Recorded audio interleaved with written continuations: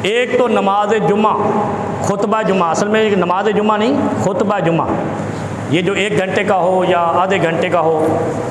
हमारे यहाँ तो कुछ लोग जो बड़े बड़े बिजनेसमैन बनते हैं ना खुद में, वो कहते हैं बस जुम्मा छोटा होना चाहिए, वो तो मौका ज़्यादा मिलता, जितना जुम्मा लंबा होएगा बैठ के दुआ दिल में सोचो, तसव्वुर में ला करो अल्लाह मेरी यह मजबूरी हल कर, और अल्लाह के अलावा कोई हल भी नहीं कर सकता। अगर अल्लाह ने कबूल कर लिया और कह दिया मैं रद्द नहीं करता, तो कबूल हो गई, मुश्किल दूर हो गई। ये सिर्फ बंदे का तसव्वुर पे है, लिल्लाहियत पे है, मिन क़िबल नफ्स ही, उसके दिल की तरफ से है। अगर वो दिल से साफ़ है, गुनाह, अच्छा मज़े की बात है मैं गुनाहगार, मेरी दुआ नहीं कबूल होती, और ज़ालिमा दुआ करनी उस चाहिए जड़ा गुनाहगार है। जिसका दिल गुनाहगार है दुआ की तो उसके लिए ज़रूरत है, वो करे दुआ। हमारे यहाँ कहते हैं नेक की दुआ कबूल होती है, तो अल्लाह तो कहता है गुनाहगार की दुआ कबूल करता हूँ। वो गुनाहगार होगा तो माफ़ी मांगेगा, बेगुनाह कहाँ से माफ़ी मांगता है यार। वो कहते हैं ना माफ़ी मांगो जेल में पड़े हुए से, वो कहता है मैंने गुनाह ही नहीं किया, मैं क्यों माफ़ी मांगू, माफ़ी तुम मांगो, आइन तोड़ा है। वो यार ये अकल नहीं कम कर दी भाई, गुनाहगार ही की रब सुनता है। आय हाय, जब कोई सरकश जाबिर जालिम और बागी खुदा का जब खुदा के सामने हाथ उठाता है, नेकोकार इमाम काबा से पहले भी रब उसकी सुनता है। इन्नल्लाह आय है इन्नका ला तहदी मन अहबब्ता वलाकिन्नल्लाह यहदी मन यशा। नबी अलैहिस्सलाम ने कहा मैं ताइफ जा रहा हूँ, मैं फ़लाँ जगह जा रहा हूँ, ये सुन दे ही नहीं। अल्लाह ने क्या कहा, तूने सिर्फ बताना है। जब वो हिदायत के तलबगार होंगे, दुआ मांगेंगे, मैं उनकी हिदायत लिख दूंगा। गोया जो काफिर है वो भी जब खुद नहीं मुड़ेगा हिदायत की तरफ, हिदायत नहीं मिलेगी। मौलवी हमें डंडे उठा के फिरते रहे, हमें बिस्तर उठा के फिरते रहे, बोले पगड़ियाँ लगा के फिरते रहे। जिसके अंदर दिल के अंदर खुद ख्वाहिश हिदायत की पैदा नहीं होगी, उसको हिदायत नहीं मिलेगी। जो गुनाहगार दुआ नहीं करेगा तो कैसे रब उसके गुनाह माफ़ करेगा। ये मौलवी ने पीछे नहीं पिया करो, जितना भी बड़ा कोई आज दूसरे का हक ना खाया हो, वो हक की माफ़ी क्या है, इल्लल्लज़ीना ताबू व असलहू नहीं, आगे बय्यनू भी है, दो उन्हू किसी का हक खाया दो, फिर रब से मांगो, रब माफ़ कर देगा, जन्नत में पहुंचा देगा। नहीं समझ आई। और दीन के मानी मफाहिम समझो। क्या फरमाया, ये जुमे का अगर 1 घंटा है तो शुक्र किया करो कि ये अल्लाह का एहसान है कि इस घंटे के अंदर हम कितनी चीज़ें रब से मांग सकते हैं। और अल्लाह के हबीब कहते हैं ज़्यादा से ज़्यादा मांगो, जिनमें से कुछ मिल जाएगा, कुछ स्टोर हो जाएगा, ख़जाना अल्लाह के यहाँ ख़जाने में डल जाएंगी, कल काम आएंगी। नहीं समझे। दूसरा मौका सजदे की हालत में, जुमे के दौरान दुआ रद्द नहीं होती, मतलब कबूल होती है। सजदे की हालत में दुआ रद्द नहीं होती, कबूल होती है, बशर्ते के हक किसी का ना खाया हो। झूठा हल्फ उठा के असम्बली में बैठ के भले मुल्ला तमीज़ुद्दीन बन जाओ, कुछ तमीज़ नहीं आनी, कुछ दुआवां दी परवाह नहीं होनी। और तीसरा मौका बैनल अज़ान वल अकामा,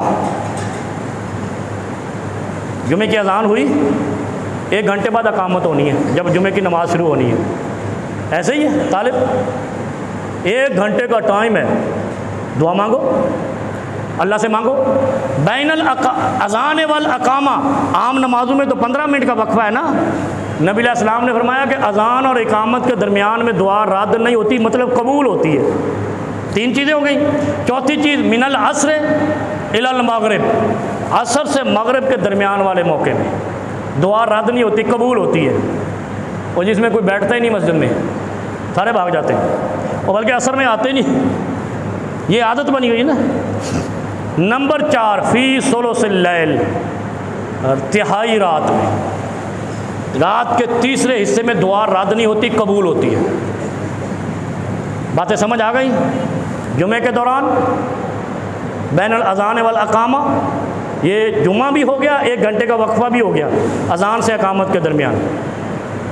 सजदे की हालत में, असर से मगरिब के दरमियान, और आखिरी चीज़ तहज्जुद के वक़्त, रात के तीसरे हिस्से में। इन मौके पे मांगी गई दुआ अल्लाह रब्बुल आलमीन कबूल करते हैं। 2 मौके हमारे पास अभी मौजूद हैं, बैनल अज़ान वल अकामा भी और जुमे का दौरान भी।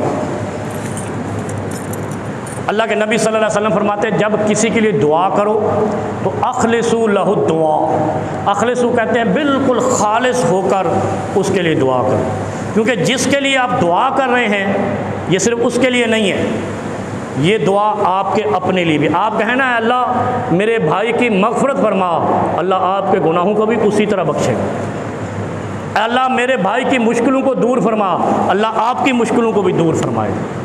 अल्लाह मेरे फ़लाँ साहब को सेहत अता फरमा, अल्लाह आपको भी उसी तरह सेहत अता फरमाएगा।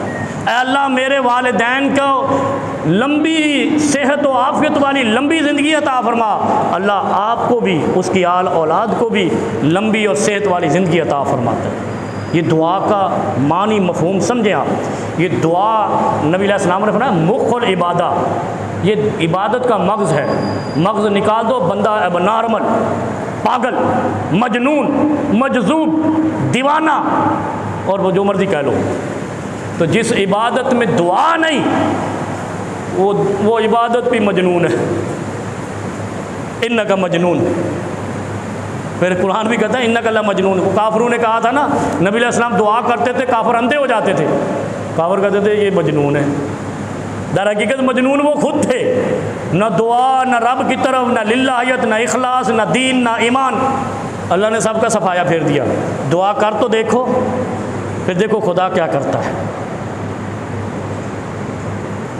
इबादत आपका फरीज़ा है और दुआ आपका मैसेज है, पुकार है। आपने सूरत फातिहा पढ़ी, नमाज पढ़ी, आपने अल्लाह का फ़र्ज़ अदा किया। अब फ़र्ज़ अदा करने के बाद अल्लाह को पुकारो, अल्लाह मैं नमाज भेजी है, मेरा मुश्किल दूर कर दे। अल्लाह मैंने ये इबादत भेजी है, मेरी ये परेशानी दूर कर दे। अल्लाह मैंने ये काम किया है नेकी का, वो असहाबे कहफ वाला वाक़या नहीं सुना, उन्होंने अपनी अपनी नेकियों के वास्ते दिए थे। मैं सारी रात माँ के सिरहाने दूध का प्याला लेके खड़ा रहा है, अल्लाह हाय हाय। फिर अल्लाह ने दुख तोड़ दिए, कहफ से बाहर आ गए सालों बाद। नीयत तो साफ हो, दिल तो पाक हो। हमारा दिल पाक इबादतों से नहीं होता, बुराइयों से रुकने से होता है। ये इस्लाम की शर्त आज समझ लें। ये शुरू से मैं इसी पे खुतबा दे रहा हूँ कि इस्लाम बुराई से रुकने को मुत्तकी कहता है, इबादत में झुकने को इतना मुत्तकी नहीं कहता। वो अपने फ़राइज़ अदा करने हैं। झूठ से, जुल्म से, जबर से, ज़्यादती से, चोरी से, मिलावट से, रिश्वत से, सूद से, इनसे बचना बंदे को मुत्तकी बनाता है। इधर मेहराबे बनाने से मुत्तकी नहीं बनता बंदा। 5 जगह होगी दुआ की कबूलियत की। फिर नबी अलैहि सलाम फरमाते अखलिसू लहु दुआ।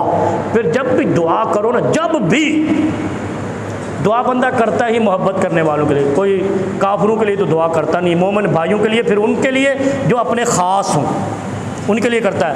तो नबी अलैहि सलाम फरमाते जब भी दुआ करो उनके लिए इंतहाई इखलास से करो, इंशाअल्लाह जितना उनको अल्लाह ने नफ़ा देना है उतना ही आपको देगा, दुआ करने वाले को देगा। सऊदी अरब के मुफ्ती आज़म शेख अब्दुल अज़ीज़ बिन अब्दुल्ला आल शेख रहमहुल्लाह अभी ग़ालिबन 2 दिन पहले ये आलम इस्लाम के सबसे बड़े मुफ्ती थे। इनका फतवा पूरी दुनिया में अथॉरिटी था। इतने बड़े मुफ्ती थे। अल्लाह रब्बुल आलमीन के बारगाह में पहुंच चुके हैं। दुआ फरमाए अल्लाह रब्बुल आलमीन उनकी मग़फ़िरत फरमाए और उनको जन्नतुल फ़िरदौस अता फरमाए, उनकी बशरी लग़ज़शों को माफ़ फरमाए। पाकिस्तान के सबसे बड़े आलिम दीन और मुहद्दिसुल असर फ़ज़ीलतुल शेख अल्लामा अब्दुल्ला नासिर अर्रहमानी हाफ़िज़हुल्लाह, उनकी एक दिन पहले अहलिया का इंतकाल हो गया है। इंतहाई नेक और पारसा खातून थी, जो हज़ारों उलमा के उस्ताद हैं उनकी अहलिया थी, और उन उलमा की रूहानी वालदा थी, जिनकी कुर्बानियों से अल्लाह रब्बुल आलमीन ने शेख अब्दुल्ला नासिर रहमानी साहब को, जिन्होंने तंग नहीं किया तो उन्होंने दीन की खिदमत का वो बेड़ा पार किया है कि जो पाकिस्तान हिंदुस्तान में इसके पाए का आलिम नहीं।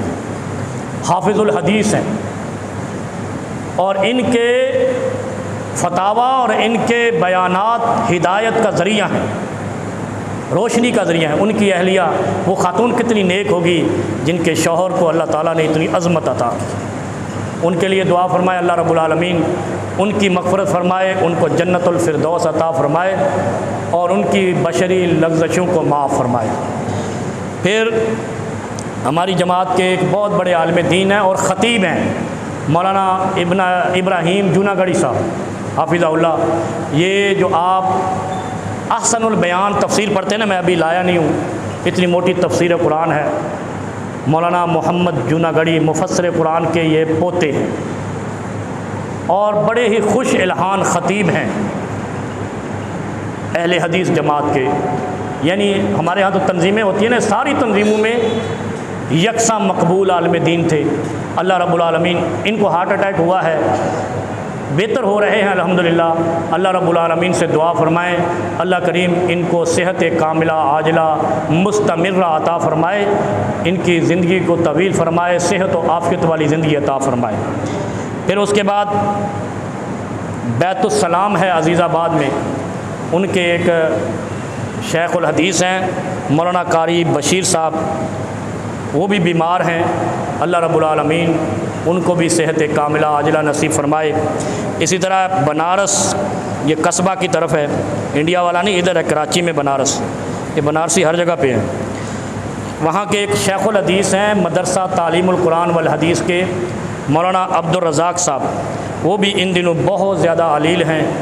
उनके गालिबन बेटे ने या किसी मोहब्बत करने वाले ने सुबह ही मैसेज किया है कि हज़रत उनके लिए दुआ फरमाए, अल्लाह रब्बुल आलमीन उनको, शेखुल जामिया हैं, उनको सेहत कामिला आजिला नसीब फरमाए और ज़्यादा से ज़्यादा लोगों को उनके इल्म से मुस्तफ़ीद होने की तौफ़ीक़ अता फ़रमाए।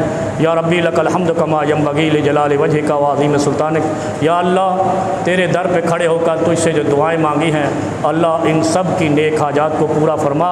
जो बीमार हैं उनको शिफ़ा कामिला आजिला नसीब फरमा। जो तेरे बारगाह में पहुँच चुके हैं अल्लाह, उनको जन्नतुल फ़िरदौस अता फ़रमा।